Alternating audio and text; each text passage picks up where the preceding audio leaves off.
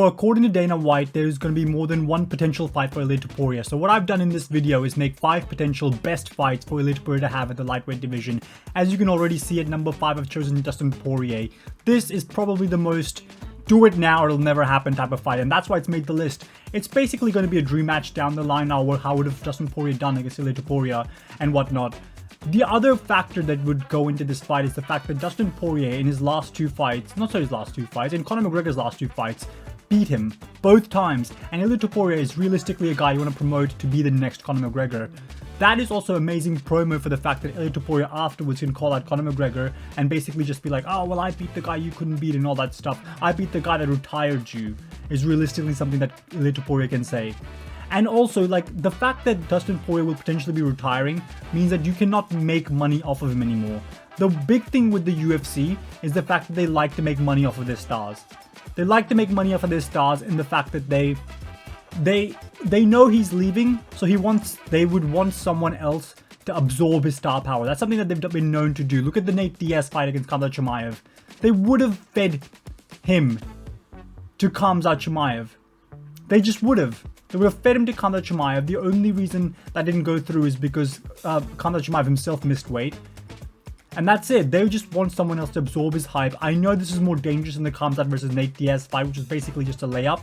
But for the most part, I think you can make the argument that this is still, for the most part, a fight that Ilia Topuria could easily win. Or should be able to easily win. And this is the last opportunity you can give the hype of Dustin Poirier to someone else. Like, do you really want to make Dustin Poirier versus Justin Gaethje 3?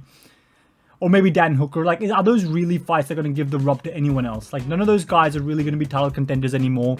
We know Islam Makhachev mops them.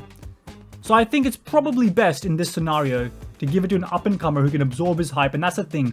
When someone beats a fan favorite, that fan favorite's fan base somewhat transition onto that other fighter. It just creates more hype.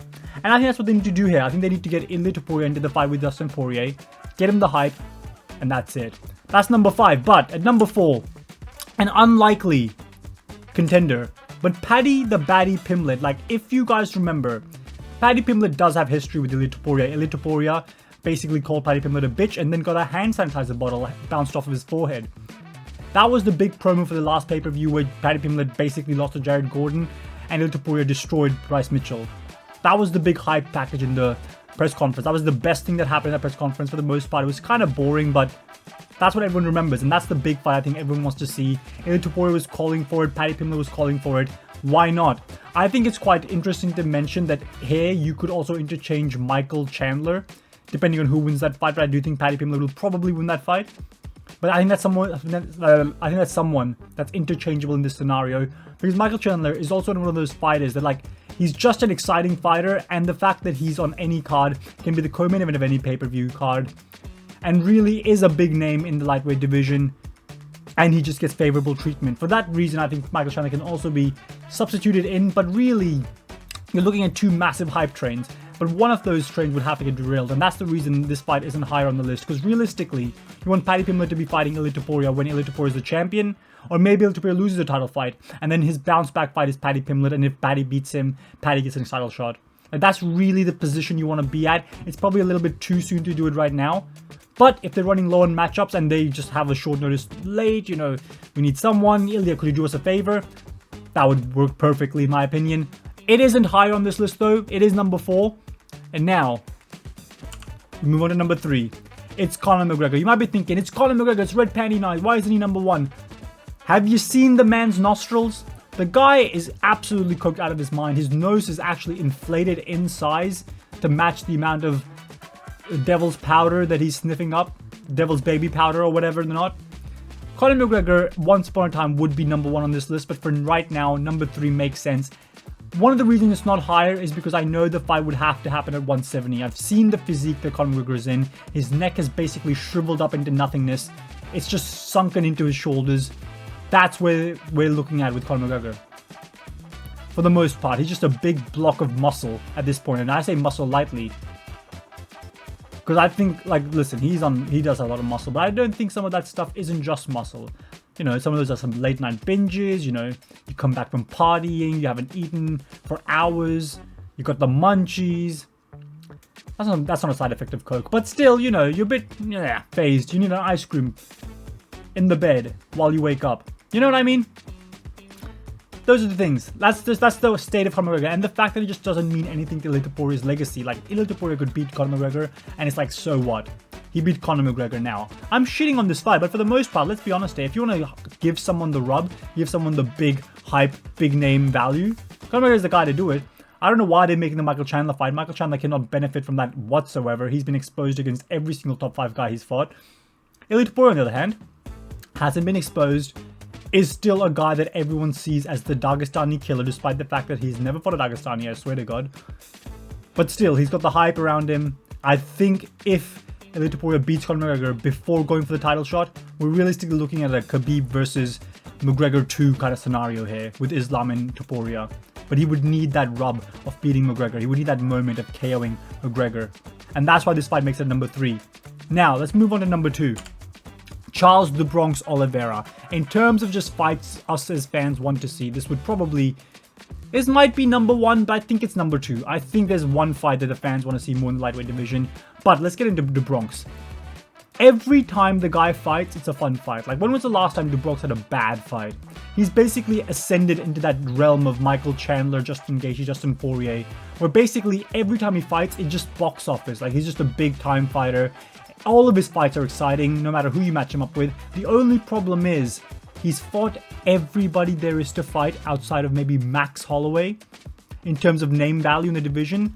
Like, after that, you start really getting into the Gamrots of the world, and I don't think that's the position that they want to put Charles Oliveira in. Plus, Gamrot's coming off a loss. Dan Hooker is another one I can see being made, but again, Dan Hooker's already been matched up with Justin Gaethje. If he loses that fight, it's no longer on the table.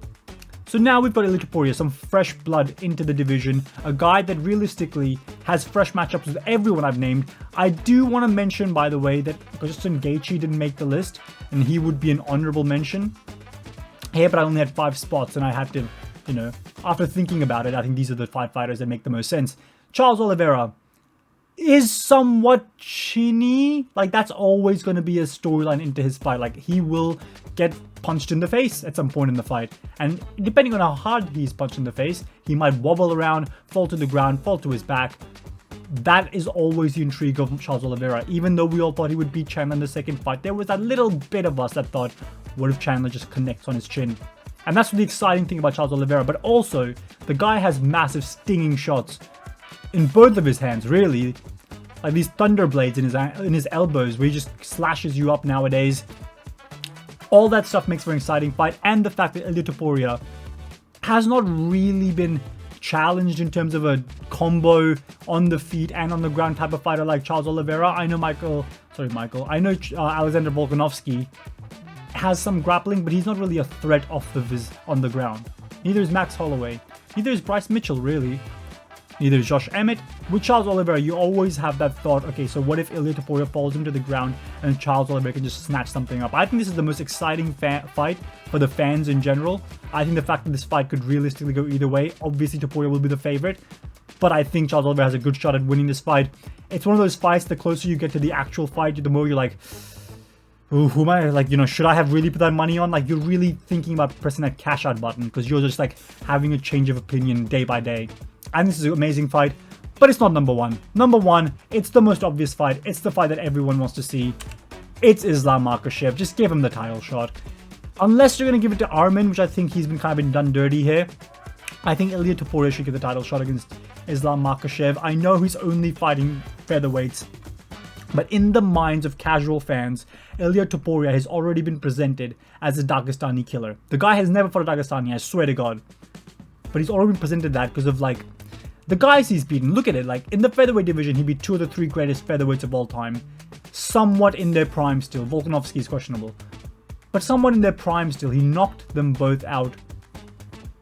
I want to say cold, but Maxwell was kind of still with it. But he still has knocked him out.